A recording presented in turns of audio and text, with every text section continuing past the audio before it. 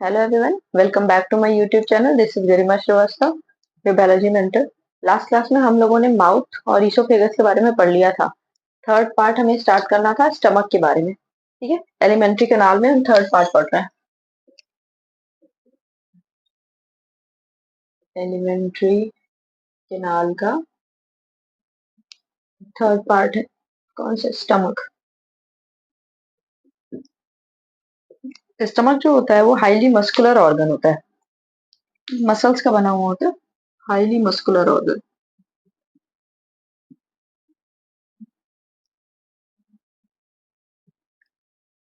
Highly muscular organ. इसका जो shape होता है वो जे शेप्ड होता है। इसका स्ट्रक्चर कैसा होता है? जे शेप्ड स्ट्रक्चर होता है। ठीक है, लास्ट आपको याद होगा डायग्राम में बनाए थे कुछ इस तरीके से। माउथ, माउथ के बाद फिर एक ट्यूब लाइक स्ट्रक्चर था जिसको हम क्या बोल रहे थे? ईसोफेगस बोल रहे थे। इसके बाद इस तरीके से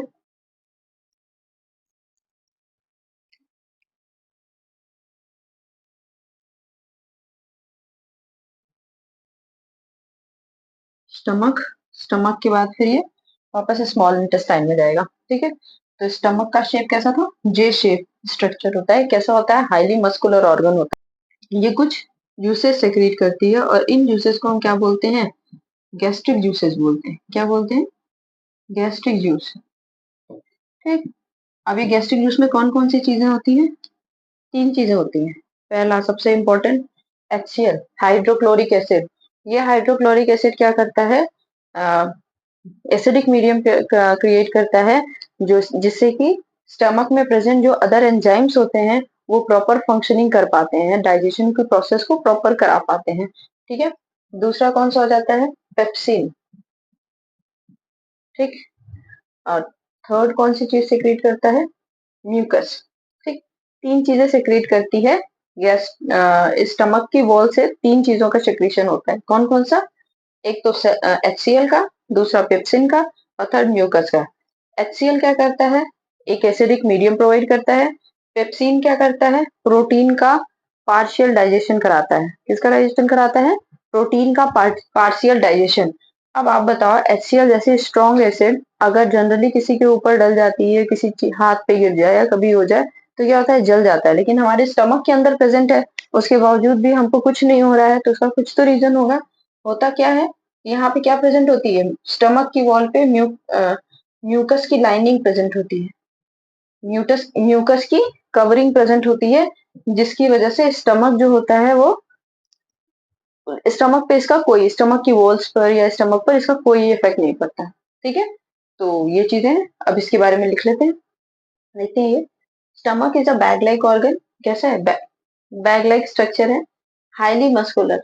इसकी जो वॉल होती है वो हाईली मस्कुलर होती है, जो कि स्टमक को हेल्प करती है चर्निंग ऑफ फूड में। चर्निंग ऑफ फूड किसको बोलते हैं? जैसे स्टमक की जो वॉल होती है वो फूड को, उनमें मसल्स का कॉन्ट्रैक्शन और रिलैक्सेशन होता रहता है, जिसकी वजह से जो फूड होता है वो लगातार क्या करता रहता है? हिलता डुलता रहता है। ठीक है, उसी को हम क्या कहते हैं? चर्निंग कहते हैं। इसकी वजह से क्या होता है? फूड जो होता है वो इजिली डाइजेस्ट हो पाता है। ठीक है, तो जो हाईली मस्कुलर वॉल होती है स्टमक की, वो हेल्प करती है किस चीज में? चर्निंग ऑफ फूड में। The wall of stomach secrete HCl। तीन चीजें बताए ना। जो गैस्ट्रिक ग्लैंड होती है स्टमक के अंदर, गैस्ट्रिक ग्लैंड प्रेजेंट होती है, और वो gastric gland gastric juices secrete करती है। तो जो गैस्ट्रिक जूस होती है, गैस्ट्रिक जूस जो होगा उसमें कौन कौन सी चीजें आती हैं? तीन चीजें हैं, अभी बताए हैं। एक HCl, पेप्सिन और म्यूकस। ये सारी चीजें, तीन चीजें सेक्रेट करती है। तो अब इसमें देख लो क्या क्या चीजें कौन कौन करता है। The wall of stomach secrete HCl, hydrochloric acid secrete करते हैं। ये HCl kill the germs which may be present in food. जैसे हम फूड को ही खाए, उसमें कोई जर्म्स उस फूड पे था तो वो हम खा लिए। ठीक है, अगर हमारा म्यूकस जो है उस तरीके से, अगर वो फूड डायरेक्ट हमारी बॉडी के अंदर चला गया तो उस कंडीशन में क्या होगा? ये जो HCl है हाइड्रोक्लोरिक, क्योंकि बहुत ये ज्यादा एसिडिक होता है, इसकी वजह से क्या होगा? जो जर्म्स होंगे वो किल कर जाएंगे। ठीक है, it makes the medium acidic. पहली चीज क्या है? एक तो एसिडिक मीडियम बनाता है। दूसरी चीज क्या है, जर्म्स को किल करता है। थर्ड क्या है, एक एसिडिक मीडियम, इस मीडियम के अंदर क्या होता है, फूड का डाइजेशन ज्यादा अच्छे से हो पाता है। It makes the medium acidic in stomach which is necessary for gastric enzyme to work. अभी जो गैस्ट्रिक जूस है, ये इसी की वजह से क्या कर पाता है, HCl की वजह से ही वर्क कर पाता है। ठीक है, the pepsin enzyme does the partial. अभी जो पेप्सिन है, HCl का समझ में आ गया, क्या क्या चीजें करता है, एसिडिक मीडियम बनाता है, पैथोजेंस को किल करता है, और जो एसिडिक मीडियम बन जाता है जिसकी वजह से जो गैस्ट्रिक एंजाइम्स हैं वो प्रॉपरली वर्क कर पाते हैं। ठीक है, अब पेप्सिन एंजाइम, पेप्सिन क्या करता है, पेप्सिन प्रोटीन का पार्शियल डाइजेशन करता है। ठीक है, pepsin enzyme does the partial digestion of protein. ठीक, अब नेक्स्ट आता है mucus. The mucus secreted by the wall of stomach save the inner lining of stomach.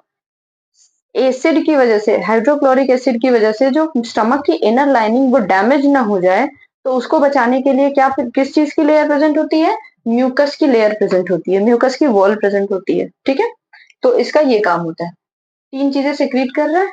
और ये गैस्ट्रिक ग्लैंड सेक्रीट्स गैस्ट्रिक जूस, ये क्या सिक्रीट करती हैं, गैस्ट्रिक जूस सिक्रीट करती हैं। इनमें कौन कौन से आ जाएंगे, HCl आ जाएगा, पेप्सिन आ जाएगा, और म्यूकस आ जाएगा।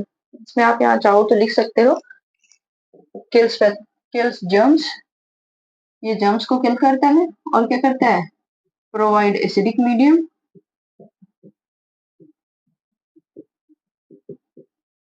विच is necessary to do work for gastric enzymes. फिर नेक्स्ट आता है पेप्सिन। पेप्सिन क्या करता है, पार्शियल डाइजेशन ऑफ प्रोटीन।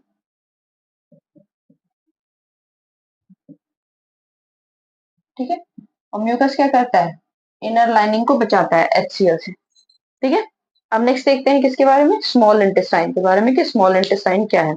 अब जैसे ही आपको पता है, ईसोफेगस खत्म होता है, स्टमक शुरू होता है। स्टमक खत्म होगा तो अब यहाँ पे क्या शुरू होगा, स्मॉल इंटेस्टाइन शुरू होगा। अब देखो यहाँ पे होता क्या है, जो स्मॉल इंटेस्टाइन है,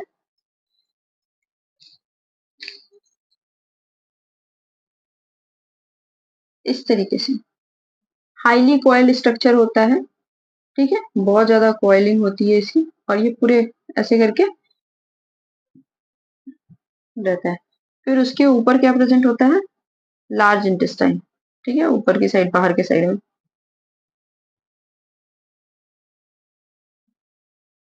इस तरीके से।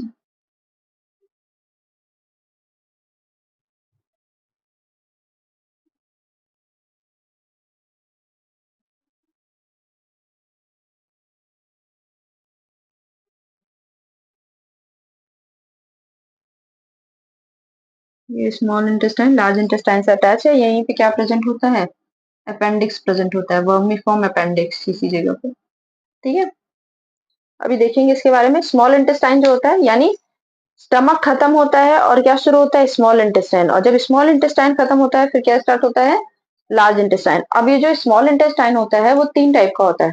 ठीक है, स्मॉल इंटेस्टाइन में तीन पार्ट होता है। एक होता है ड्यूडेनम, फिर सेकंड होता है जेजुनम, और थर्ड होता है इलियम। स्मॉल इंटेस्टाइन कैसा होता है, लॉन्ग ट्यूब लाइक स्ट्रक्चर होता है, ट्यूबुलर स्ट्रक्चर होता है।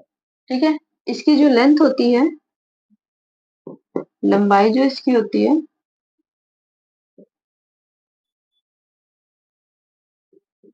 इसकी जो लेंथ होती है वो 6.5 मीटर के अप्रॉक्स होती है। ठीक है, ये लंबाई में तो ज्यादा होती है, लेकिन इसको स्मॉल बोला जा रहा है क्योंकि होता क्या है, जो लार्ज इंटेस्टाइन है उसकी लेंथ कम होती है, अप्रोक्स 1.5 मीटर के अप्रोक्स होती है उसकी लेंथ। और लेकिन जो उसका ल्यूमेन होता है, ल्यूमेन बोलते हैं इस वाले पार्ट को, ये जो ल्यूमेन होता है, ये क्या होता है, लार्ज इंटेस्टाइन में ज्यादा बड़ा होता है, इसमें क्या होता है, छोटा होता है। ठीक है, लॉन्ग ट्यूबुलर स्ट्रक्चर होता है, इसका लेंथ जो होता है वो 6.5 मीटर होता है। इसका फंक्शन क्या होता है, डाइजेशन तो थोड़ा जो होना होता है वो हो गया रहता है, पेनक्रियाटिक जूस, बाइल जूस, ये सारों से हुआ रहता है। इतना होने के बाद फिर ये स्मॉल इंटेस्टाइन, जैसे स्टमक से खाना निकलता है, ये स्टमक था, जैसे स्टमक से खाना निकला, ठीक, स्टमक से खाना निकलते ही फिर क्या होता है, इस साइड पे लीवर प्रेजेंट होता है। ठीक, ये लीवर अपना सेक्रेशन जो होता है वो यहीं ट्यूब पे लाके गिरा देता है। यहीं कहीं पे क्या प्रेजेंट होता है, पेनक्रियास प्रेजेंट होता है। पेनक्रियास भी अपना सेक्रेशन जो होता है वो इधर ला करके गिरा दे, स्टमक में नहीं, जब स्टमक से फूड बाहर निकलता है तो उस टाइम पे, ठीक है। और फिर यहाँ पे फूड का क्या होता है, डाइजेशन होता है। फूड के डाइजेशन के बाद अब ये किस में पहुंचता है, स्मॉल इंटेस्टाइन में पहुंचता है, ठीक है। तो स्मॉल इंटेस्टाइन में डाइजेशन तो ज्यादा नहीं होता, लेकिन यहाँ पे क्या होता है, एब्जॉर्प्शन होता है। क्या होता है, एब्जॉर्प्शन ऑफ फूड। यहाँ पे क्या होता है, फूड का एब्जॉर्प्शन होता है, किसके थ्रू, थ्रू विलाई। इनकी वॉल्स में क्या प्रेजेंट होते हैं, विलाई प्रेजेंट होते हैं, फिंगर लाइक प्रोजेक्शंस प्रेजेंट होते हैं, जिसकी वजह से एक तो इनका सरफेस एरिया बढ़ जाता है, दूसरा क्या होता है, उसी के थ्रू ये जो आपका डाइजेस्टेड फूड है वो किधर चला जाता है, ब्लड में चला जाता है। वो ऐसा फिंगर लाइक स्ट्रक्चर होता है, जैसे ये मान लो स्मॉल इंटेस्टाइन है, अगर आप इसकी इनर वॉल को देखोगे तो आपको कुछ इस तरीके का स्ट्रक्चर दिखाई देगा।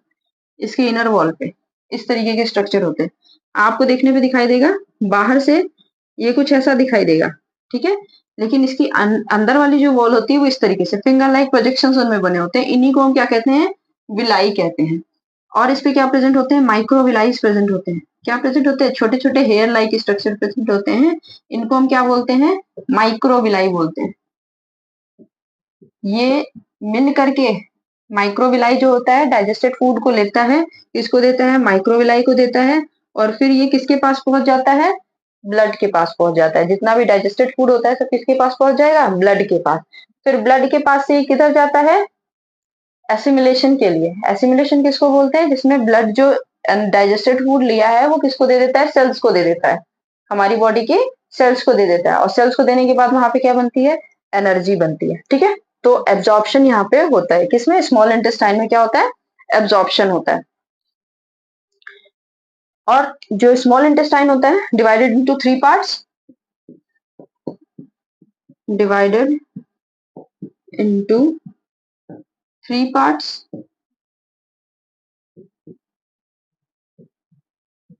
ठीक। स्टमक से जो निकल करके आता है इसको हम बोलते हैं ड्यूडेनम, ड्यूडेनम। फिर उसके बाद जो हाईली क्वाइल्ड स्ट्रक्चर होता है उसको हम क्या कहते हैं, जेजुनम। क्या कहते हैं, जेजुनम, ड्यूडेनम, जेजुनम। और लास्ट जिस जहां पे इंटेस्टाइन, स्मॉल इंटेस्टाइन लास्ट होती है, और लार्ज इंटेस्टाइन, स्मॉल इंटेस्टाइन खत्म हो रही होती है और लार्ज इंटेस्टाइन जहां से शुरू हो रही होती है उसको क्या बोलते हैं, इलियम। क्या बोलते हैं, इलियम। तो कितने पार्ट्स में डिवाइड होता है, तीन पार्ट्स में, कौन कौन सा, ड्यूडेनम, फिर दूसरा कौन सा है, जेजुनम, और थर्ड कौन सा है, इलियम। ड्यूडेनम जो स्टमक से ले, स्टमक जहां से स्टमक खत्म होता है, स्मॉल इंटेस्टाइन शुरू होती है, वो वाला पार्ट हम क्या बोलते हैं, उसको ड्यूडेनम बोलते हैं।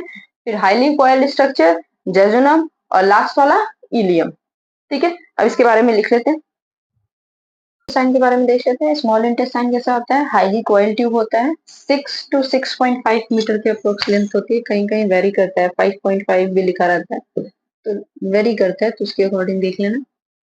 Longer than the large intestine, ये लार्ज इंटेस्टाइन से लंबी होती है। फिर लॉन्गर क्यों बोला जा रहा है, क्योंकि लार्ज इंटेस्टाइन की लेंथ तो सिर्फ 1.5 मीटर के अप्रोक्स होती है, इसकी तो 6 से 6.5 बोला जा रहा है, तो लॉन्गर होते हैं किससे, लार्ज इंटेस्टाइन से। But it's lumen is smaller than the large intestine. लेकिन स्मॉल इंटेस्टाइन में जो ल्यूमेन होता है वो कैसा होता है, छोटा सा होता है, स्मॉलर होता है। लेकिन लार्ज इंटेस्टाइन में जो ल्यूमेन होता है वो क्या होता है, बड़ा होता है, ठीक है।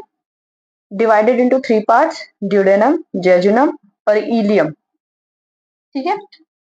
ड्यूडेनम जो होता है वो शॉर्टेस्ट होता है, सिर्फ यहाँ से स्टार्ट हुआ, स्टमक, स्टमक खत्म हुआ, ठीक, और जो इधर आया यही वाला पार्ट जो होता है ड्यूडेनम होता है। फिर उसके बाद क्या स्टार्ट हो जाता है, हाईली कॉइल स्ट्रक्चर स्टार्ट हो जाता है, जिसको कि हम क्या बोलते हैं, जेजुनम बोलते हैं।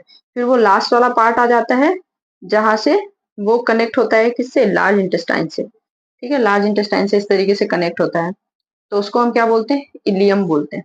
ये शॉर्टेस्ट होता है, जेजुनम जो होता है लॉन्गेस्ट होता है, इसकी हाइट जो होती है मिडल की होती है, फंक्शन इन सब का एब्जॉर्प्शन ही होता है। जेजुनम में एब्जॉर्प्शन ज्यादा नहीं होता, ड्यूडेनम में एब्जॉर्प्शन होता है और इलियम में एब्जॉर्प्शन ज्यादा होता है। ठीक है, विटामिन का, बाइल सॉल्ट, ये सब का एब्जॉर्प्शन जो होता है वो इलियम करता है। अभी आप इतना याद रखो कि स्मॉल इंटेस्टाइन का फंक्शन क्या होता है, एब्जॉर्प्शन होता है।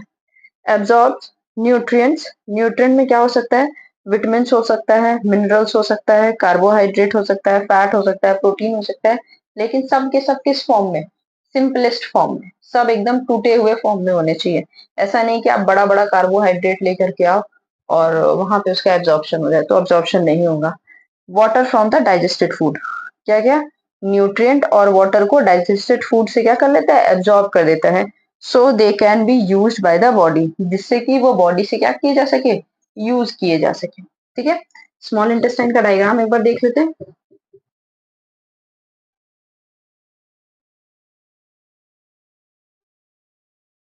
ईसोफेगस, स्टमक, ये स्टार्ट हुआ, इसको क्या बोले, जेजुनम, फिर हाईली कॉयल स्ट्रक्चर। ठीक,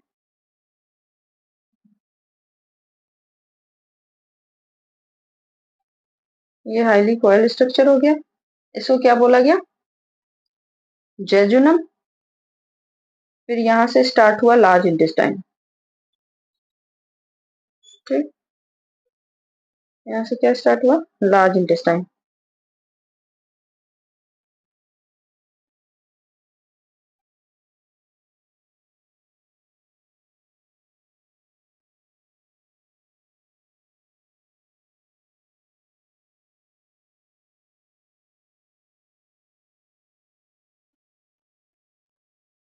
तो जिस जगह पे स्मॉल इंटेस्टाइन और लार्ज इंटेस्टाइन आपस में जुड़ते हैं, वो वाला पार्ट कौन सा होता है, इलियम होता है। ठीक है, ये क्या हो गया, इलियम।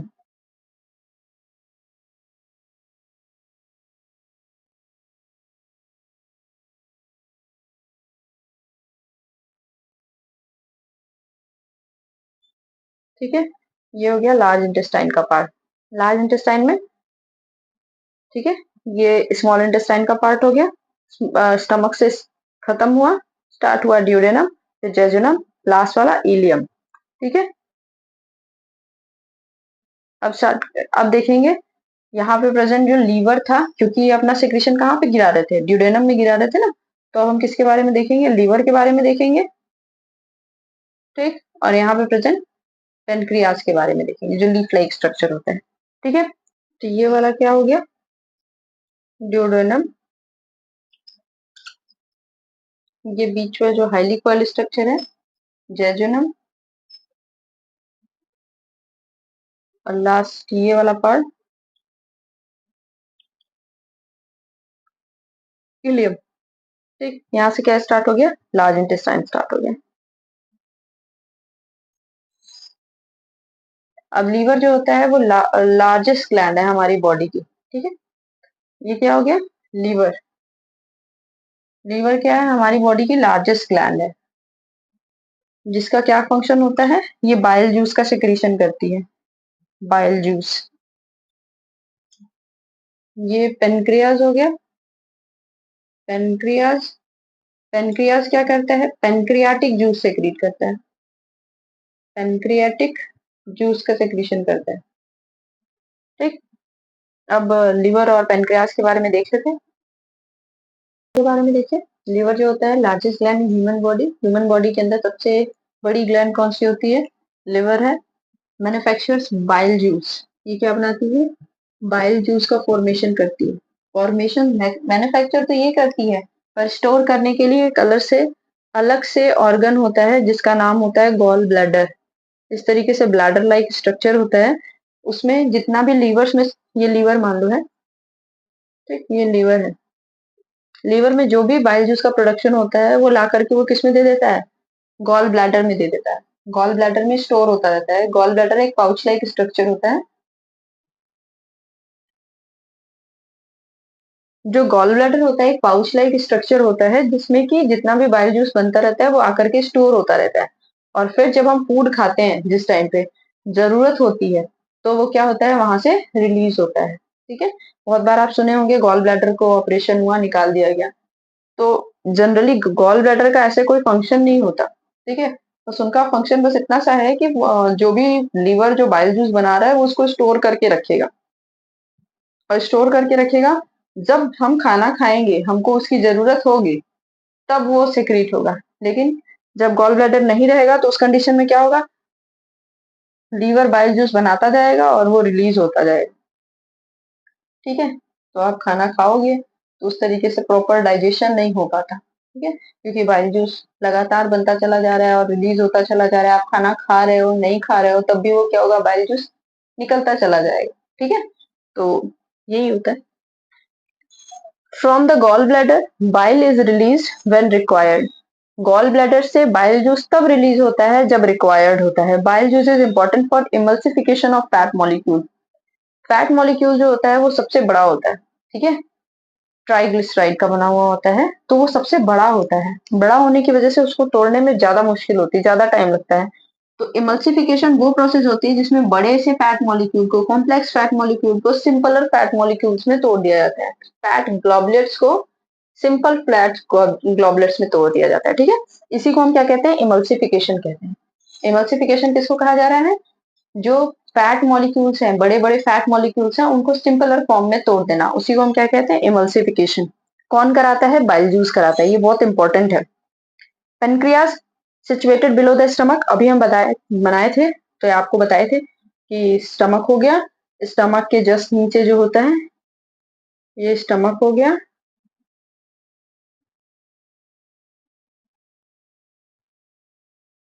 स्टमक के जस्ट नीचे ग्रीन कलर का लीफ लाइक स्ट्रक्चर प्रेजेंट होता है, इसको हम क्या कहते हैं, पेनक्रियास। तो situated just below the stomach, stomach के जस्ट नीचे प्रेजेंट होता है। सिक्रीट पेनक्रियाटिक जूस, पेनक्रियास क्या सेक्रीट करता है, पेनक्रियाटिक जूस सेक्रीट करता है, which contain many digestive enzymes. ढेर सारे डाइजेस्टिव एंजाइम्स को ये क्या करता है, कंटेन किया रहता है, जैसे हो गया लाइपेज, ट्रिप्सिन, और भी बहुत सारे होते हैं, काइमोट्रिप्सिन हो गया। तो इन सारों के बारे में आपको पढ़ना नहीं है, जितना आपको जरूरी है उतना हम बता देंगे। कार्बोहाइड्रेट जब सिंपलर फॉर्म में आता है तो उसको हम क्या किस में टूटता है, कार्बोहाइड्रेट ग्लूकोज में टूट जाता है। ठीक, फैट जो होता है वो किस में टूट जाता है, फैटी एसिड एंड ग्लिसरॉल में टूट जाता है। फैट का जब डाइजेशन, कंप्लीट डाइजेशन हो जाता है तो किस में टूटता है, fatty acid and glycerol. Protein जब टूटता है, कंप्लीट डाइजेशन प्रोटीन का हो जाता है तो किस में टूट जाता है, एमिनो एसिड। ठीक है, ये हो गया। अब हम पढ़ेंगे कि किस तरीके से पेनक्रियाज और पेनक्रियाटिक जूस और बाइल जूस किसी फूड मॉलिक्यूल पर एक्ट करता है। ठीक है, अब देखो, small intestine receive secretion form, कौन कौन से सेक्रेशन को रिसीव करता है, हम जब आपको बता रहे थे तो हम बताए कि ये हो गया स्टमक, ये वाला पार्ट हो गया जेजुनम, है ना, ये स्टमक और ये वाला पार्ट हुआ जेजुनम। यहाँ पे क्या प्रेजेंट है, पेनक्रियास प्रेजेंट है। ये अपना सेक्रेशन ले आकर के क्या कर देगी, ड्यूडेनम में डालेगी। पेनक्रियास जो है वो पेनक्रियाटिक जूस को कहाँ ला के डालेगी, ड्यूडेनम में। यहाँ पे क्या प्रेजेंट है, लीवर प्रेजेंट है। ये लीवर भी अपना सेक्रेशन कहाँ डालेगा, लीवर में क्या प्रेजेंट है, बनाएगा कौन, क्या बनाएगा, बाइल जूस बनाएगा। बाइल जूस बना करके कहाँ स्टोर करेगा, गॉल ब्लैडर में स्टोर करेगा। जरूरत पड़ने पर वो अपना सेक्रेशन कहाँ पे करता है, यही सेम जगह पे, जेजुनम में। किसके थ्रू आता है, ये दोनों के दोनों कॉमन डक्ट के थ्रू आते हैं, ऐसा नहीं डायरेक्ट अपना सेक्रेशन जेजुनम में करते हैं। ये दोनों एक डक्ट के थ्रू अपना सेक्रेशन एक बार में, ये अपना सेक्रेशन लाता है एक जगह और ये भी अपना सेक्रेशन लाता है, गॉल ब्लैडर भी, जिसको इस डक्ट को बोला जाता है hepatopancreatic duct. Hepato pancreatic duct, hepato का मतलब होता है लीवर से रिलेटेड। ठीक है, पेनक्रियास तो पेनक्रियाटिक, तो हिपैटो पेनक्रियाटिक डक्ट, दोनों के दोनों एक डक्ट होती है, उसमें अपना सेक्रेशन ला करके गिरा देते हैं, रिलीज कर देते हैं। रिलीज करने के बाद वो जो डक्ट है वो कहाँ से जुड़ जाती है, ड्यूडेनम में आकर के जुड़ जाती है। जिससे सारा सेक्रेशन किसको मिल जाता है, ड्यूडेनम को मिल जाता है और डाइजेशन स्टार्ट होता है। देखो receive secretion from small intestine में दो चीजें हैं जिनसे इनको सेक्रेशंस मिलते हैं, एक तो लीवर देता है और दूसरा कौन देता है, पेनक्रियास। लीवर क्या से रिलीज करता है, क्या बनाता है, बाइल जूस बनाता है, ठीक है, बाइल जूस। ये क्या करता है, फैट लार्ज फैट ग्लोब्यूल्स को स्मॉल फैट ग्लोब्यूल्स में तोड़ देता है, बड़े बड़े फैट के मॉलिक्यूल्स को छोटे छोटे फैट मॉलिक्यूल्स में तोड़ देता है। इस प्रोसेस को हम क्या कहते हैं, इमल्सिफिकेशन। इस प्रोसेस को क्या बोला जाता है, इमल्सिफिकेशन।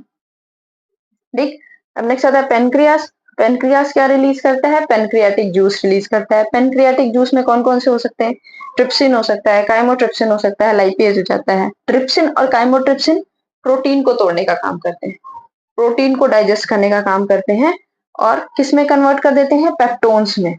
लाइपेज जो होता है वो किसको तोड़ता है, लाइपेज लिपिड। लिपिड किससे रिलेटेड है, फैट से, तो आप इसको याद रख सकते हो। फैट को लाइपेज तोड़ता है और किस में बदल देता है, ग्लिसरॉल में बदल देता है, ठीक है। अब हम जितना पढ़े हैं किस तरीके से डक्ट में डक्ट के थ्रू रिलीज आ रहा है, क्या क्या चीजें टूट रही हैं, इन सब चीज के बारे में एक बार जल्दी से लिख लेते हैं, ठीक है। Bile juice and pancreatic juice go to the duodenum. बताए जो बाइल जूस होता है और जो पेनक्रियाटिक जूस होता है वो दोनों के दोनों कहाँ पहुंचते हैं, ड्यूडेनम में पहुंचते हैं। थ्रू कौन सी डक्ट, हिपैटो पेनक्रियाटिक डक्ट। अभी बताए थे, हिपैटो का मतलब लिवर, पेनक्रियाटिक मतलब पेनक्रियास से रिलेटेड, क्योंकि दोनों के दोनों एक कॉमन डक्ट में अपना रिलीज करते हैं सेक्रेशन, इस वजह से उस डक्ट का नाम क्या हो जाता है, hepatopancreatic duct. Bile break down fat into smaller particles. अभी बताया था जो बाइल जूस होता है वो बड़े बड़े फैट मॉलिक्यूल्स को छोटे छोटे पार्टिकल्स में तोड़ देती है। इसी प्रोसेस को हम क्या कहते हैं, इमल्सिफिकेशन ऑफ फैट।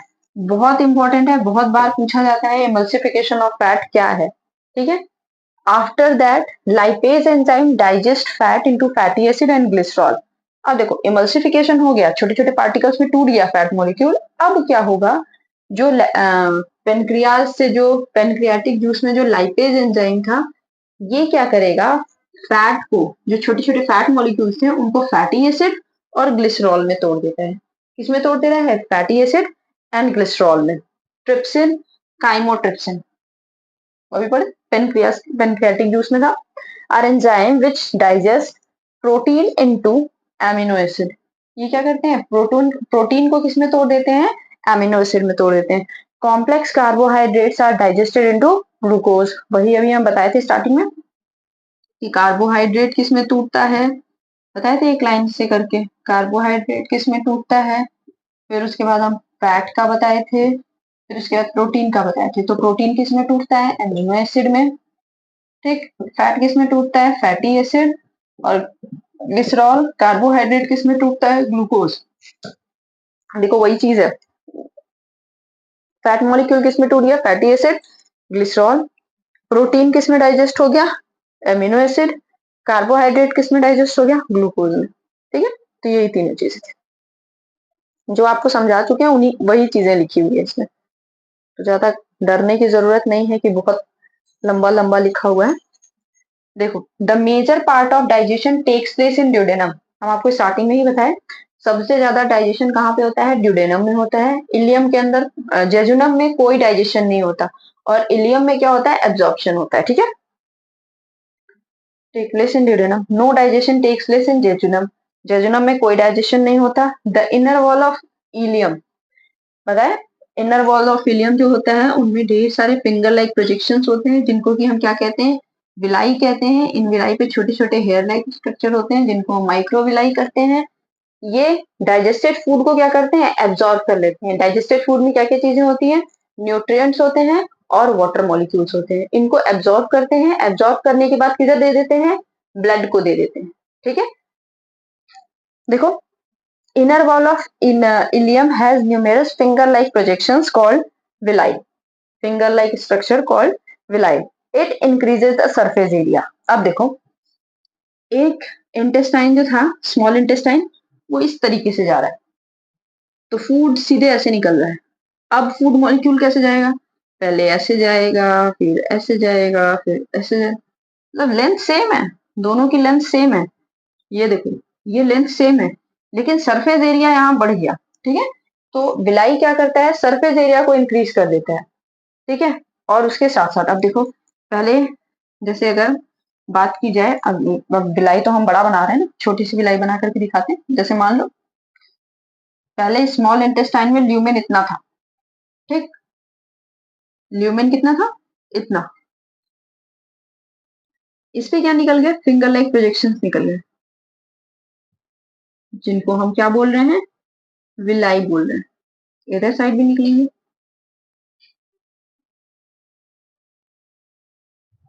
अब देखो, पहले फूड मॉलिक्यूल इधर से पास हो रहा था, तो बताओ जल्दी पास हो जाएगा या देर में पास होगा, जल्दी पास हो जाएगा, क्योंकि रास्ता ज्यादा है, ल्यूमेन ज्यादा बड़ा है, तो आराम से इजीली क्या होगा, निकल जाएगा। लेकिन इसमें देखो, फूड मॉलिक्यूल जब जाएगा तो ये रास्ता बहुत पतला है, तो फूड मॉलिक्यूल आएगा, इधर जाएगा, इधर जाएगा, फिर इधर, तो इसके पास इलियम में फूड जो होता है वो ज्यादा टाइम तक रहता है। इसी वजह से जो विलाई होता है, सरफेस एरिया तो बढ़ाता है, उसके साथ साथ ल्यूमेन को क्या करता है, रिड्यूस कर देता है। ल्यूमेन के साइज को क्या करता है, रिड्यूस कर देता है। जो ल्यूमेन अभी तक इतना रह रहा था, वो इधर साइड विलाई निकल गया, और वो ल्यूमेन कितना बचा, सिर्फ इतना बचा। ठीक है, तो ल्यूमेन का साइज विलाई की वजह से क्या हो गया, कम हो गया, जिसकी वजह से होगा क्या, खाना ज्यादा देर तक इलियम में पड़ा रहेगा, और जब ज्यादा देर तक इलियम में खाना पड़ा रहेगा तो एब्जॉर्प्शन की रेट जो होगी वो क्या होगी, ज्यादा होगी, क्योंकि ज्यादा टाइम तक पड़ा रहेगा तो वो अच्छे से वो क्या कर पाएगा, एब्जॉर्ब कर पाएगा। ठीक है, देखो, villi also reduces the lumen, lumen को भी रिड्यूस कर देता है, so that the food can stay for a longer duration in it, जिसकी वजह से फूड क्या करे, ज्यादा टाइम तक इसके अंदर रह सके, ताकि बेहतर एब्जॉर्प्शन हो। Digested food is absorb by villi, और जो डाइजेस्टेड फूड होता है वो किसके थ्रू एब्जॉर्ब कर लिया जाता है, विलाई के थ्रू एब्जॉर्ब कर लिया जाता है। अब बचा एलिमेंट्री कैनाल का लास्ट पार्ट, कौन सा, लार्ज इंटेस्टाइन। लार्ज इंटेस्टाइन, बाकी सारे ग्लैंड्स भी हो गए, लार्ज इंटेस्टाइन पढ़ेंगे। अब देखते हैं लार्ज इंटेस्टाइन के बारे में। लार्ज इंटेस्टाइन के बारे में पहले ही बता चुके हैं, smaller than the small intestine. ये स्मॉल इंटेस्टाइन से क्या होता है, छोटा होता है। लेंथ इसकी होती है 1.5 मीटर के अप्रोक्स। ठीक, undigested food goes into the large intestine. अभी तक हम किसके बारे में पढ़ लिए, सबसे पहले माउथ के बारे में पढ़े, फिर आया ईसोफेगस, फिर आया, फिर उसके बाद कौन सा है, स्टमक,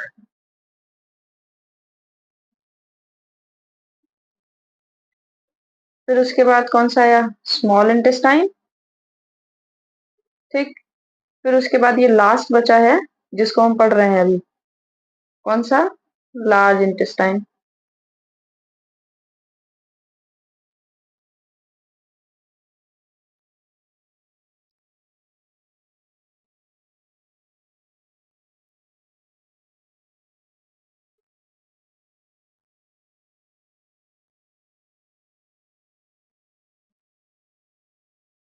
ये हो गया लार्ज इंटेस्टाइन।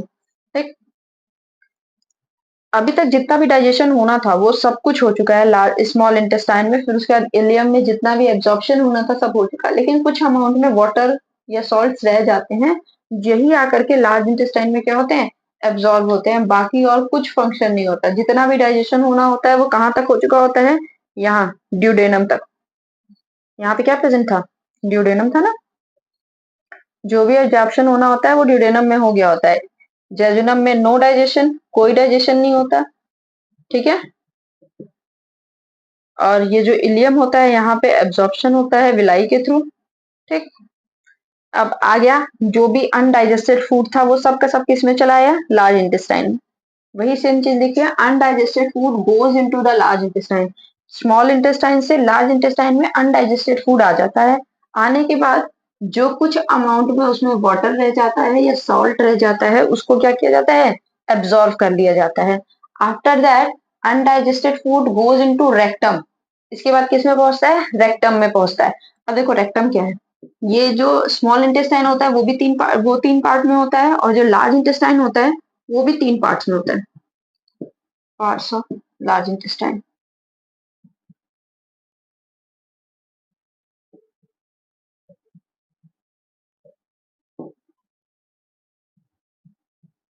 सीकम, कोलोन और थर्ड रेक्टम। ठीक है, तो ये जिस पार्ट पे इंटेस्टाइन खुलता है, स्मॉल इंटेस्टाइन जहां पे खुला, इतने तक के रीजन को हम क्या कहते हैं, सीकम। फिर उसके बाद ये पूरा कोलोन, ये कोलोन, और जो ये वाला पार्ट है इसको क्या बोलते हैं, रेक्टम। और जो ओपनिंग होती है इसको बोलते हैं एनस। ठीक है, देखो, after that undigested food goes into rectum. अब फूड अनडाइजेस्टेड जो था, वाटर का, सॉल्ट का एब्जॉर्प्शन हुआ, कहाँ पहुंच गया, रेक्टम में पहुंच गया। ठीक, from where it expelled out. अब यहां से क्या किया जाता है, इसको बाहर निकाला जाता है थ्रू एनस, कॉल्ड ईजेशन। इसको हम क्या बोलते हैं, ईजेशन बोलते हैं। पार्ट्स ऑफ लार्ज इंटेस्टाइन बता ही चुके, सीकम, कोलोन और रेक्टम। बस खत्म हो गया। अब नेक्स्ट हम लोग कल एसिमिलेशन के नेक्स्ट क्लास में अब हम लोग एसिमिलेशन के बारे में पढ़ेंगे कि किस तरीके से ये जो अनडाइजेस्टेड फूड था उसको किस तरीके से एनर्जी मिली, ये सारी चीजों के बारे में बात करेंगे, किस तरीके से एनर्जी का प्रोडक्शन होता है, ये सारी। अगर आपको मेरी वीडियोस अच्छी लगती है तो please like share and subscribe to my channel. Thank you.